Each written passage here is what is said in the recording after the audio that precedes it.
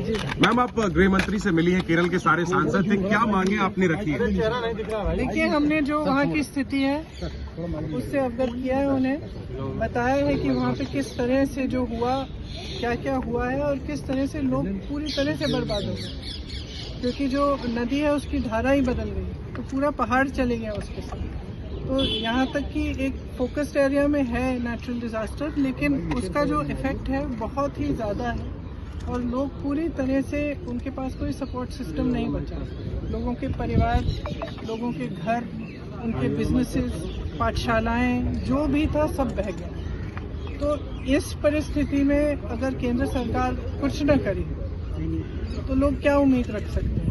तो हमने अपील ये भी की कि राजनीति को परे करके जो मानवता के तहत, मानवता के आधार पर जो हुआ है, वहाँ के लोगों को, वहाँ के बच्चों को मदद की जाए। मैंने ये भी जिक्र की कि मोदी जी गए थे और वो मिले पीड़ितों से, और जब मैं उन पीड़ितों से मिली, उनकी एक उम्मीद थी कि प्रधानमंत्री जी आए हैं, कुछ मदद मिलेगी, और अभी तक कुछ मदद नहीं मिली है। ये दुख की बात है और मैंने सिर्फ ये अपील किया है कि राजनीति को परे करते हुए जितनी मदद कर पाए करें। क्या भरोसा, क्या भरोसा दिया? मैम, होम मिनिस्टर ने क्या आश्वासन दिया? और आप लोगों ने प्रधानमंत्री से मिलने का समय मांगा था, क्या आगे पीएम से भी मिलेंगे? We have given representations to the Prime Minister also, Home Minister also. The devastation that has happened in that area is complete. It is a small area in which whatever was in the way of the river, when the river changed course, it has taken away. So it is not just a question of people losing one member of a family, or maybe some part of their home, or some part of their life. The people who are affected have lost absolutely everything. There are people who have lost every member of their family, young children. They have no support system. And in such circumstances, if the center cannot step up, then it sends a very bad message to the entire country actually. And especially to the victims. The Prime Minister visited, he met the victims.